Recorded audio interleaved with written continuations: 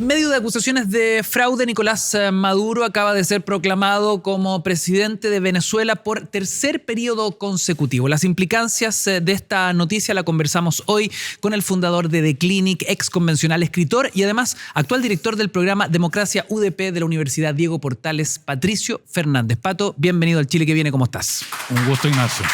Mira, aplausos genuinos y espontáneos. Impresionante. Oye, Pato, bueno, me gustaría partir por la crónica personal, entendiendo que no pudiste entrar a Venezuela, al igual que los senadores Rojo Edwards, Felipe Kast. ¿Qué ocurrió? ¿Qué motivos te dieron? Al igual que varios expresidentes de América Latina, que muchísimos periodistas que no pudieron entrar, digamos, por los distintos puntos fronterizos. ¿Qué explicación me dieron? Ninguna. ¿Ninguna? No. Fue bien extraordinario el paseo porque, bueno, primero me pasé, digamos, recorriendo los cielos de América Latina durante como 30 horas sin interrupción. Son todos bien parecidos, te voy a decir. Y llegué a Caracas después de una escala en Panamá, me bajo del avión, camino muy aceleradamente para llegar antes, típica cosa que uno hace para llegar rápido a migraciones. El aeropuerto estaba vacío, no había un alma, y cuando llego al final de la fila de esos caminos que se arman, digamos, antes de llegar a las ventanillas de migraciones, se me acerca un militar y me pide el pasaporte, cosa que iba haciendo con todos los que llegaban, dicho sea de paso.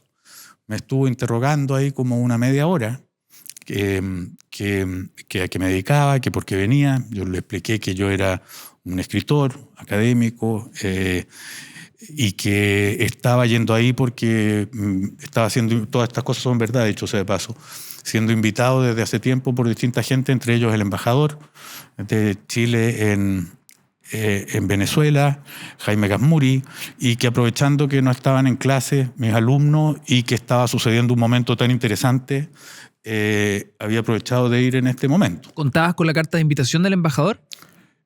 Es que no necesitaba carta de embajador, yo saqué una visa y me dieron la visa. Con ayuda del embajador me la aceleraron, dicho sea de paso. Entendiendo que ya con eso es motivo suficiente para que puedas ingresar. Era efectivamente una visa de turismo y nada demuestra que no haya yo querido ir como turista, un turista curioso e intelectualmente despierto, digamos. Y lo que yo hiciera después con mi viaje, así como si voy al Amazonas o si voy a cualquier parte y lo convierto en un relato, es cosa mía, digamos. Correcto. Pero esta conversación que estamos teniendo nosotros no se produjo aquí, mientras yo estaba parado en este lugar, y al cabo de una media hora, cuando ya habían pasado muchos de los venezolanos, quedamos un grupo al que no nos habían devuelto todavía el pasaporte, y llegó un militar con 5 pasaportes, leyó los nombres, entre ellos estaba yo, habían 3 bolivianos y una argentina, y nos pidieron seguirlo a él. Yo pensé que nos dirigíamos a una oficina donde se daría algún tipo de interlocución, pero en lugar de eso nos pidió seguirlo hasta la puerta del avión. Y llegamos a la puerta del avión, y yo le dije, sí, ¿por qué estamos aquí en la puerta del avión? Me dice, porque ustedes se van de vuelta, y no hubo ninguna palabra nunca más. Wow. Subimos al avión y nos sentaron en el espacio que había disponible, y llegué a Panamá teniendo que dar explicaciones porque al llegar ahí venía además sin ningún tipo de documentación o nada que acreditara que había... Y así la historia. Ocurrió, evidentemente, antes de la elección y de conocer los resultados que hoy conmocionan a la región y noticia mundial. ¿Qué impresión te dio lo que ya se estaba fraguando en ese minuto? No, yo creo que esto era... Mira, antes le habían impedido la entrada, en el caso chileno lo sabíamos, de unos senadores con militancia política, etcétera, cosa que lo hacía... costaba menos entenderlo, no por eso aceptarlo, por supuesto. Me parece que es una aberración por donde se mire, pero había como una causalidad. Cuando yo vi que ya la gente, incluso como uno, no la dejaban entrar, yo dije, bueno, este es un pésimo indicio de lo que viene. No por uno da lo mismo, digamos, sino por lo que este gesto repetido en infinitas ocasiones en distintos lugares representa. Que es, aquí no se quiere testigos, aquí no se quiere que haya quienes presencien algo que parece ya estar en la cabeza de los de los agentes de ese régimen antes de que la elección se produjera. Algo que también ha sido muy preocupante y mucho antes del proceso tiene que ver con los casi 8 millones de venezolanos en el extranjero, donde solo 69.211 fueron habilitados para votar. Las dificultades que se pusieron en este proceso son múltiples. Hubo las dificultades que tuvieron los candidatos como María Corina, no los dejaban viajar en avión, se tomaron represalias en contra de los restaurantes y alojamientos que se les facilitaban.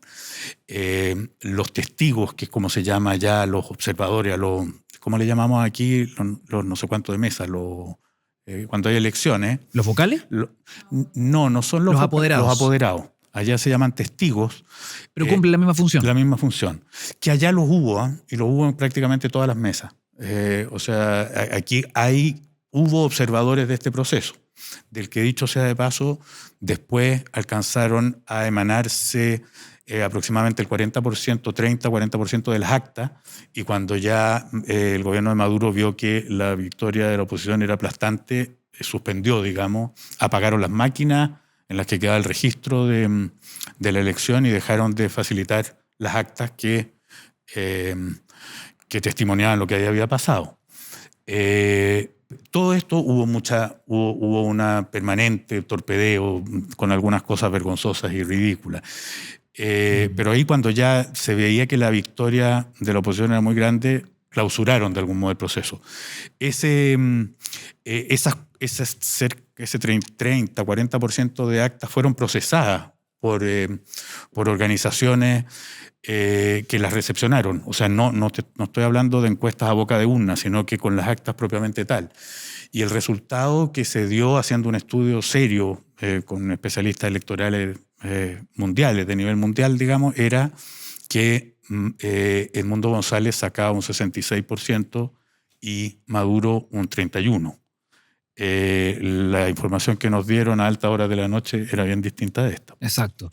A ver, justamente Maduro ha afirmado que se está intentando imponer un golpe de Estado fascista y contrarrevolucionario tras la negativa de la oposición de reconocer los resultados, los oficiales, los de su régimen, ¿no?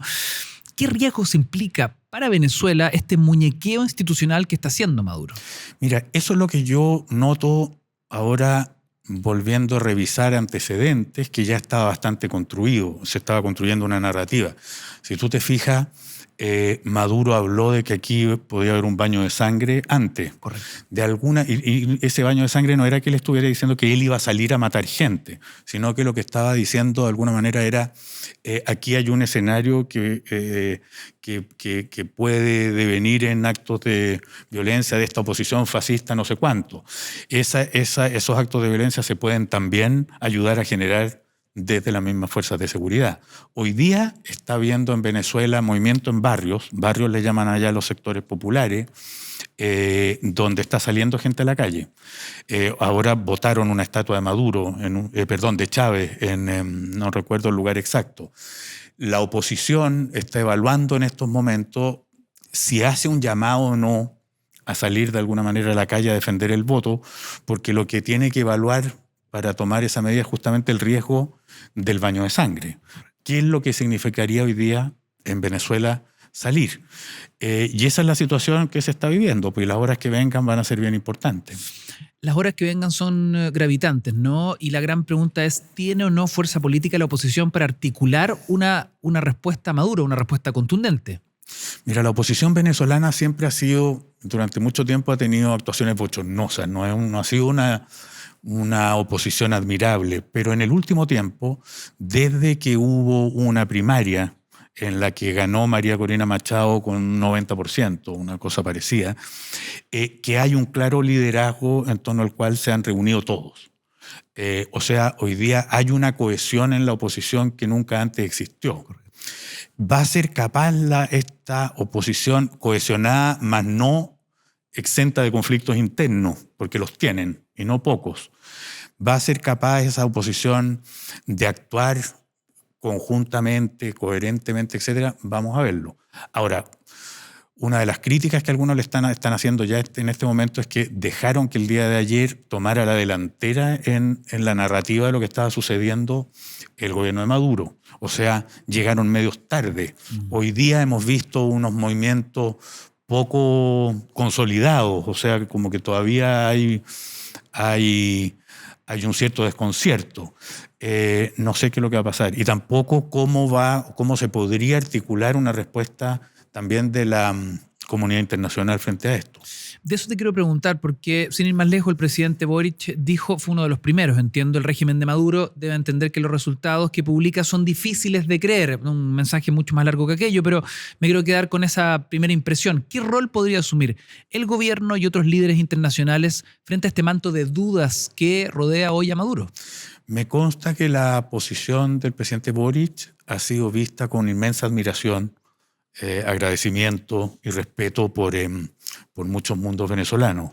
Ha sido quizás el presidente de América Latina que, sin ser, digamos, de esos que vociferan, el que más clara postura ha tenido. ¿Qué podrían hacer? Yo no sé si hay capacidad de generar una voz conjunta. Hoy día también la Cancillería brasilera hizo una declaración donde hablaba de la necesidad de contar con las actas y registros de este resultado electoral. Pero lo que sí te podría decir, y esto yo lo vengo viendo porque me ha tocado mucho reportear migración por un medio que está, dicho sea de paso, que hemos hecho con unos amigos de distintos países de América Latina, que se llama Boom, y donde nos dedicamos en el último tiempo a ver el tema migratorio, especialmente en el Darién, que es esta frontera, esta selva entre Colombia y Panamá. Y hay problemas como la migración o como los que dicho sea de paso, en buena medida un problema emanado de este conflicto, de esta situación venezolana, que cuesta imaginarse que se solucionen si no es de manera regional.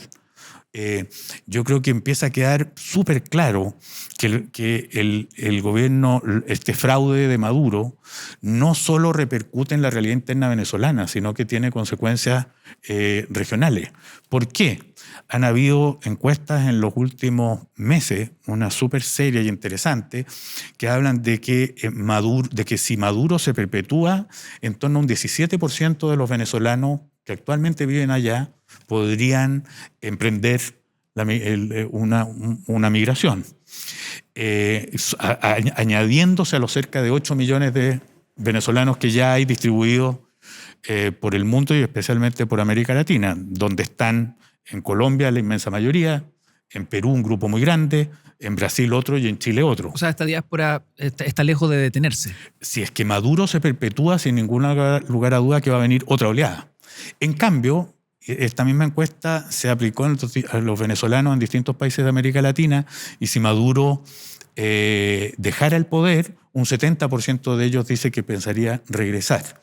O sea, estamos ante un problema que tiene consecuencias mucho más amplias que el solo y terrible, digamos, dolor que le produce a una población que ansiosa de un cambio, muy mayoritariamente, según sabemos hasta acá, no por las cuentas dadas por Maduro, está viviendo. A mí ver a los venezolanos en Chile, que son solo un ejemplo de esta diáspora, queriendo festejar durante toda la tarde de ayer ahí en Providencia y ver la frustración que esto termina, me parece extraordinariamente doloroso. Pato, ¿será este el momento más complejo para el chavismo en ya 25 años? Te lo planteo porque el mismo secretario general de la ONU, Antonio Guterres, pidió transparencia total en el conteo de votos, líderes mundiales que han manifestado su preocupación, salvo China, Rusia, Bolivia, Cuba, Honduras, Nicaragua e Irán, que han respaldado esta reelección de Maduro. Te vuelvo a preguntar, ¿es este el escenario más complejo que enfrenta el chavismo en un cuarto de siglo? O sea, sin ninguna duda, porque yo creo que más allá de las opiniones personales de cada cual hay que hacer un distingo muy importante entre Maduro y Chávez incluso. Una cosa es el chavismo, del cual yo tengo mi opinión, digamos, pero incluso en esta elección muchas fuerzas históricas del chavismo no votaron por Maduro. O sea, Maduro es un personaje que no cuenta con el afecto popular que contó Chávez, y quien diga lo contrario miente, porque Chávez tuvo un gran apoyo popular. Aquí eso se ha desgranado muy fuertemente, y lo que va quedando es una malla de poder a la que le debe estar resultando muy difícil abandonar su lugar sin que se le genere alguna ventana de escape, porque de ganar la oposición sin algún arreglo o alguna transición pactada, muchos de ellos seguramente tendrían que sufrir juicios largos por corrupciones de muy distintos tipos, digamos, y por delitos de muy distintos tipos. Acuérdate que Estados Unidos nomás tenía puesta una recompensa de $15 millones a quien entregue información de Maduro. Y esa salida, esa puerta de escape es la que no se vio aparecer hasta el momento de la elección. ¿Queda tiempo para que algo así se tejiera y esto se revirtiera? Habría que decir que sí, porque siempre lo hay. Pero hasta ayer en la noche lo que muchos esperábamos, comparando esto con lo que fue además el plebiscito del 88 en Chile, es la aparición de un general Matei, es la aparición de un personaje desde adentro de las fuerzas del gobierno que reconociera una derrota, que tomara distancia de lo que estaba sucediendo ahí, etcétera, pero no lo hemos visto. Falta ver todavía cuál va a ser la fidelidad del ejército, de las Fuerzas Armadas en todo este proceso, y cómo va a seguir adelante. Interesante lo que me planteas, porque así como muchos han intentado hacer el símil de lo que ocurrió este fin de semana en Venezuela con el plebiscito del 88 en Chile, hace algunos días conversábamos de este tema con Claudio Fuentes, el analista acá en el Chile que viene, y él nos decía que sentía, era su opinión personal, esto se parecía mucho más al plebiscito de la Constitución a comienzo de la década de los 80, porque para él Maduro ostenta todo el poder, el mismo poder absoluto que ostentaba en aquel minuto Pinochet en Chile, versus que el 88, el choclo ya estaba más desgranado, digamos. Sí, ahora la concentración de poder del gobierno de Maduro posiblemente es mayor, en el sentido de que hay menos espacios de divergencia. Por eso es que aquí, si Maduro saliera de la presidencia, todavía queda una transición muy larga. No solo porque el que asumiría en enero del próximo año, sino que además porque la Asamblea General está en manos del chavismo, los tribunales de justicia están en manos del chavismo, el ejército, las Fuerzas Armadas están en manos del chavismo. O sea, lo primero que cambiaría es el Ejecutivo, pero todavía faltaría generar el camino de cambio de un montón de todas las otras instituciones del Estado. Chávez no ha sido un gobierno de la intensidad criminal del de Pinochet. Maduro. Maduro no ha sido la intensidad criminal de Pinochet, pero tiene otras áreas de corrupción que son incluso mayores. Todo lo que, o sea, en términos de plata, aquí adentro hay todo un universo, digamos, que se ha repartido botines. Han habido aquí nexos importantes entre el gobierno y las organizaciones criminales, los grupos criminales organizados. Tienen entregados administraciones de fronteras prácticamente a ex guerrillas de la FARC, etc. O sea, aquí hay unos contubernios muy complejos que si uno quiere comparar en esto con Pinochet, no son del mismo, no son calcados, o sea, habitan otros espacios, pero donde el manejo, digamos, del poder a esta altura la categoría de dictaduras lo comparten. Heraldo Muñoz recordaba que, por ejemplo, para el plebiscito del 88 aquí pudo entrar mucha prensa internacional, observadores extranjeros, todos muy cómplices de la causa democrática, además. Acá fue mucho más difícil, dejaron entrar solo a cómplices de ellos, le terminaron negando el ingreso a los observadores europeos, hay algunos que consiguieron estar, pero con muy poca fuerza. En fin, el control en los medios de comunicación es muy, muy arduo. Por eso surgió ese concepto de ni Pinochet se atrevió tanto. Que lo he escuchado en las últimas horas en varios programas de radio, en internet. En este ámbito, en el momento electoral, yo creo que eso es bien atendible, eso es cierto. No hay para qué traslaparlo a no se atrevió a tanto en toda su dictadura, en la dictadura de cada uno. Porque hablamos del proceso de la elección misma, digamos. Porque Pinochet se atrevió a los crímenes más espantosos, digamos. Correcto. Pero sí, pero yo creo que lo que hemos visto es no es solo indignante, sino que es sorprendente en su vulgaridad, en su puesta en escena, en la brutalidad con que se lleva a cabo. Y creo que también tiene que invitar a pensar en otra cosa bien importante, porque recibe la rápida solidaridad de Ortega, de Nicaragua, de Díaz-Canel, de Cuba, y creo que habría que ser muy ciego para imaginarse que aquí hay un sueño de una izquierda deseable. Creo que aquí lo que va quedando es la cascarria de una historia, una cascarria bastante descompuesta, que más le vale a la izquierda del continente y especialmente a la izquierda chilena también de asumir como tal. Y por eso a mí me alegra tanto la postura que ha tenido el presidente Boric. ¿Y qué te pasa con la postura del Partido Comunista que hoy forma parte del gobierno? La encuentro inexplicable, o más bien, uno la podría explicar, la encuentro inaceptable. Y le va a generar un problema en lo sucesivo a este gobierno bien serio, porque están conviviendo dos miradas muy diferentes respecto de un tema que es de muy sensible actualidad para todos los chilenos. No es solo para un grupo, digamos, de venezolanos, no un grupo, a esta altura, una inmensa cantidad de venezolanos que viven en este país, sino también para toda la ciudadanía chilena que ve acá un tema de conversación y entendimiento del futuro que cada cual desea para nuestras propias realidades. Si aquí resulta que hay un grupo que ve algo ejemplar en lo que se acaba de suceder en Venezuela y que está conviviendo con otro que ve aquí algo aberrante, vamos a convenir que tenemos por delante una discusión ripiosa.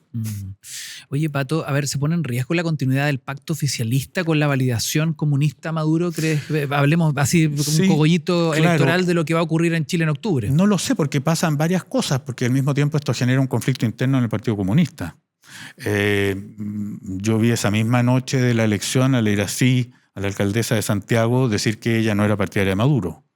Me imagino que al interior del PC hay otros que tienen esa misma postura. Creo que aquí entonces hay un problema que vamos a ver por qué camino se desarrolla. ¿Se resuelve esto con algún tipo de conflicto interno en el PC, que unos se van para un lado y otros para el otro? ¿O resulta que la izquierda en el gobierno pasa a tener al PC como con ellos o contra ellos? No sé cuál va a ser el desarrollo futuro de esto, pero claramente lo que ha dicho la presidenta del Partido Socialista no se parece mucho a las declaraciones, digamos, efectivas de gente del Partido Comunista. ¿Cómo ves que efectivamente se pueda ejercer una presión internacional, un bloqueo de plano a Venezuela en este escenario, entendiendo también el enorme patrimonio petrolero que ostenta Maduro? Eso es lo que ha llevado, porque lo que se ha sabido es que Maduro hasta ayer el gobierno de Maduro está en conversaciones con los Estados Unidos. Nadie sabe qué ha salido o qué pasó en esas conversaciones. Claramente no encontraron una salida que hubiera sido lo suficientemente aceptada por las partes como para que hubiéramos visto otra actuación al momento de la elección. Pero en esas tratativas tienen también como centro las licencias petroleras, por supuesto. O sea, las posibilidades de empresas norteamericanas de explotar el petróleo.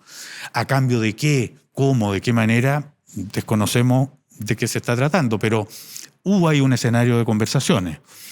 Hubo un escenario de conversaciones entre Petro y Maduro hasta un par de meses antes de esta elección. Y Petro en buena medida aliado ahí con Lula.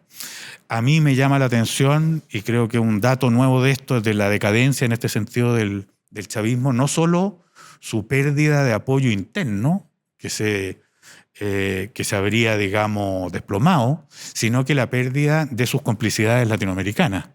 Perdió a Petro, perdió a Lula, perdió a Fernández en Argentina, y hoy día encuentra apoyo en una lista de países que no están entre los más admirables institucionalmente.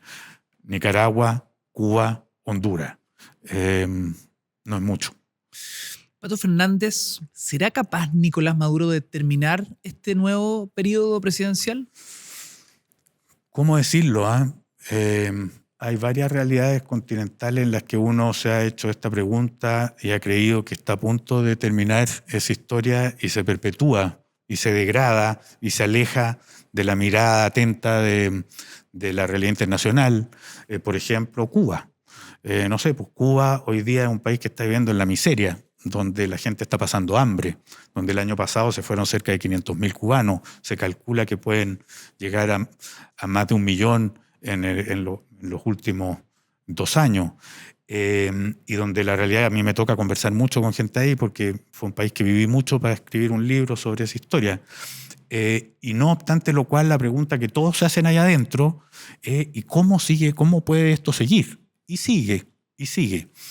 Yo quiero creer que no. Yo quiero creer a lo que tú preguntas que no, que aquí puede haber un vuelco, que se van a generar las condiciones, que va a haber un espacio de transición pactada. Digo transición pactada porque lo contrario es sangrienta. Y aquí podrían terminar habiendo, para dolor, digamos, del purismo, pero en fin, la historia no es purista, buscarse maneras en que los que han sido aquí cabecillas de mucho descriterio y en muchos casos de mucho delito no sufran quizás las sanciones que merecerían para que el país tome otro rumbo. No sé. Espero que suceda. Sin duda, más preguntas que respuestas pero a esta hora. No hay. Y no creo, y por supuesto estas preguntas que tú haces no tienen respuesta. O sea, lo que yo te estoy contestando, la persona más enterada de esto, o el mismo Edmundo González difícilmente, o la misma María Corina Machado, te podrían dar otra respuesta. Pato, te preguntaba sobre las elecciones de octubre en Chile. ¿Cómo crees que va a impactar el caso Macaya en las candidaturas de Chile Vamos? Chuta, ¿cómo irá a impactar? La primera cosa que a mí me llamó la atención con el caso Macaya fue la actitud que tomó en esto Marcela Cubillo. Y esto lo digo para ir respondiendo a tu pregunta. Las amistades internas va a ser el primer tema que tendrán que dilucidar en la derecha chilena. Veo que no han solucionado el ir juntos en muchos lugares, por lo tanto ahí empieza ya a haber algo. Son varios los elementos que habría que pensar, porque porque tú dices, ¿cuánto irá a afectar el caso Macaya? Yo supongo que para un grupo importante de gente, mucho. Pero uno podría preguntarse cómo va a afectar el discurso respecto de la seguridad y cómo va a afectar aquí esta competencia por quién se muestra con más mano dura y cómo va a afectar la elección venezolana, donde empuja también en una determinada dirección, que es una de las cosas que me parece lamentable cuando aparecen sectores de izquierda que lo protegen, y es que no se dan cuenta de cómo están expulsando gente de las posibles invitaciones propias, digamos. No sé. Pato, tus impresiones respecto al caso Macaya. ¿Qué mirada, qué lectura has hecho de todo, de la secuencia, digamos, de las noticias que hemos enfrentado, de los errores políticos y personales que el senador cometió, y también lo más delicado, y que lo conversábamos acá hace algunos días, la dificultad que hubo desde la política de poner a las víctimas primero? A ver, creo que lo primero es que a Macaya le faltó tener asesores como Dios manda, que le dijeran tú no estás en condiciones de seguir ocupando un puesto de esta envergadura, tú no puedes ser el rostro de un partido, tú no puedes ser la persona que está aquí expuesta, porque es imposible. O sea, es el hijo de un hombre que ha cometido unos delitos, según vamos entendiendo, atroces. La sola situación en la que una persona puesta en esa circunstancia creo que es inadministrable. Y después de eso podemos analizar el nivel de gravedad de las cosas que él dijo. Efectivamente, es inconcebible que un parlamentario, digamos, relativice, matice, etcétera, delitos como este. Pero al mismo tiempo uno tendría que ser muy obstinado para no darse cuenta que a eso hay que agregarle que es un hijo que está hablando de su padre. Y esta parte para muchos parece que tú no la pudieras decir porque lo otro es lo suficientemente terrible, y es verdad. Lo otro es lo que te inhabilita en ese momento como legislador, como presidente de un partido, etc. Y después viene otra cosa que es la que a mí me ha parecido en lo institucional más delicada en esto, por lejos. Es que no puede, es que en la administración de justicia, en el trato que tenga en la cárcel, etc., no puede haber distinciones entre los ciudadanos de un país. Y por lo tanto, cualquier pesquisa que se haga de la injerencia que puede tener un hijo parlamentario en la protección, cuidado, etcétera, de su padre en la cárcel, no puede tener ningún tipo de aceptación por la institucionalidad. Yo lo diría incluso más de la siguiente manera. No me extraña que el hijo trate de cuidar al padre. No es extraño eso. Si cualquier persona, cualquiera que nos escuche, y más allá de que nos escuche, se pone la mano en el corazón, es posible que intentaría hacer lo mismo por un padre o por un hijo. Lo que es especialmente importante es que la institucionalidad no se deje permear bajo ninguna circunstancia por esos esfuerzos de alguien que tiene una situación de poder. Correcto. Y hubo evidentes, por lo que hemos sabido, ¿no?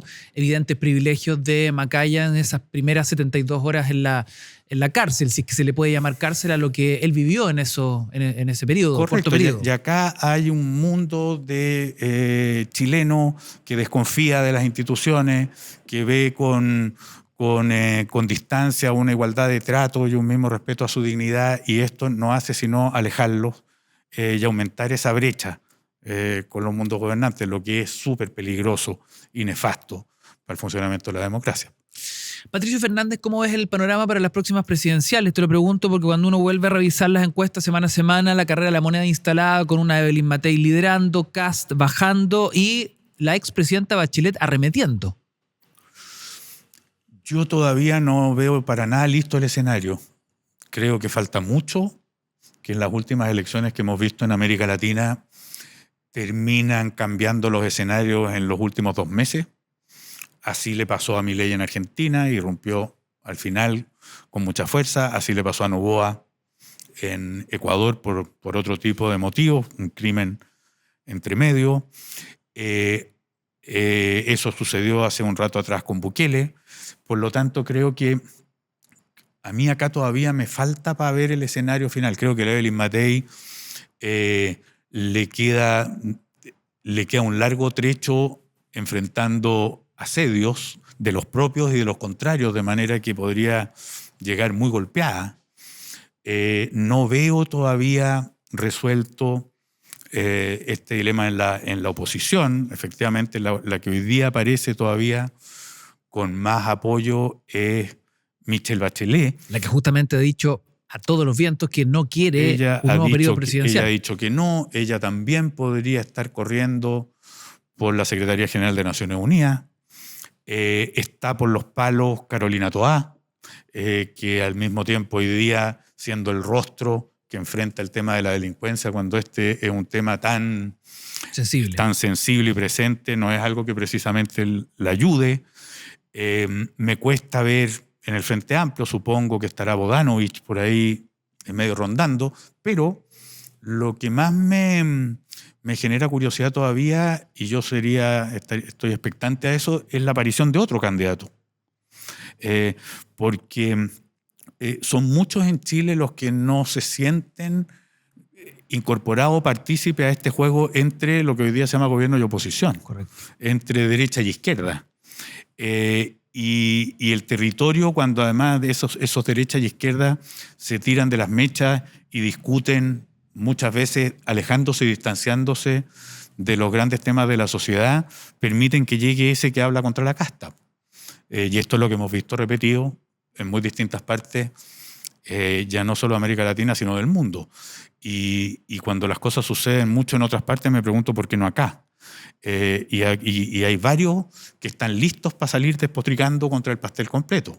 Algo de eso representó en un momento José Antonio Kast. Y mira lo bien que le fue en la elección del segundo proceso constituyente. Creo que ese mismo segundo proceso constituyente lo metió adentro, de manera que lo sacó de esa posibilidad de outsider, y hoy día vendría a formar parte de la casta para ese otro que venga con esa martingala, digamos. Por lo tanto, creo que aquí faltan jugadores en este campeonato. Mira, interesante, preocupante, interesante a la vez, digamos. Es una vacante que está ahí todavía con signo de interrogación. Creo que sí. ¿Podría ser que Chile fuera una excepción a ese diagrama? Sí, podría ser. Pero no considerar esa posibilidad como una posibilidad súper presente, creo que es un despiste. Para cerrar, Pato, pregunta de rigor, ¿cómo ves el Chile que viene? Yo creo que Chile, te voy a contestar esto también un poco desde lo que me toca, que me la paso dando vueltas por América Latina. En el contexto del continente veo a este país bien, lo veo mejor que los demás. Veo un gobierno que sabe buscar, digamos, equilibrios y acuerdos cuando no tiene la fuerza para establecer algo. Veo más una voluntad en ese sentido de solución que la obstinación por llevar adelante, digamos, la propia convicción, cosa que a algunos de los fieles o de las barras bravas les molesta, pero que para la democracia en su conjunto lo creo virtuoso.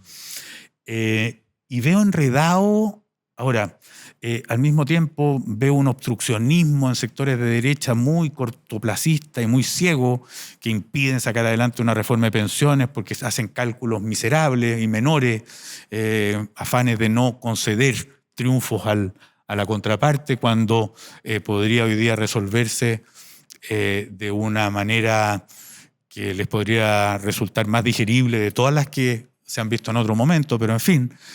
Y veo un destartalamiento del mundo político, o sea, pero muy propio de los tiempos que corren aquí y en la Quebrada del Ají. Partidos políticos con muy baja representatividad, discusiones políticas que permean muy poco en la sociedad, discursos rimbombantes que responden a situaciones momentáneas, especialmente en el tema de la seguridad. Por lo tanto, los grandes retos de Chile creo que son los grandes retos de las democracias mundiales en este momento. Y no veo a este país peor preparado que otros lugares. O sea, no soy un pesimista ni un catastrofista respecto del devenir de Chile, aunque caminamos, como todas las democracias, por una cornisa. O sea, podría aparecer aquí uno que desde adentro le pega unos cuantos cachuchazos y la destartala, sí. ¿Lo veo inminente? No. Pato Fernández, infinitas gracias por las reflexiones, los puntos de vista, el testimonial de ese no viaje lamentable, ese ingreso a Venezuela para las elecciones de la jornada de ayer domingo. Y los queremos invitar porque Pato, junto a otros, está liderando la concreción y la construcción de un nuevo medio independiente que se llama Boom y que pueden chequear como boom.press. Boom en inglés, press también en inglés. Boom.press. Sí. Es un esfuerzo de mirar la realidad de nuestros distintos países con una mirada que atraviesa las fronteras, o sea, ver cómo desobligarnos y ver que estamos viviendo en un mundo complejo que comparte muchos de sus problemas. Siempre festejamos cuando hay más periodismo, más investigación y más medios, así que entren a boom.press. Pato Fernández está en la creación de este proyecto junto a otros. Pato, muchas gracias por conversar hoy con nosotros. Gusto, Ignacio. Todos los cortes, todos los destacados a través de todas las plataformas de Sube la News y Súbela. Cuídense y nos vemos y escuchamos en un próximo estreno.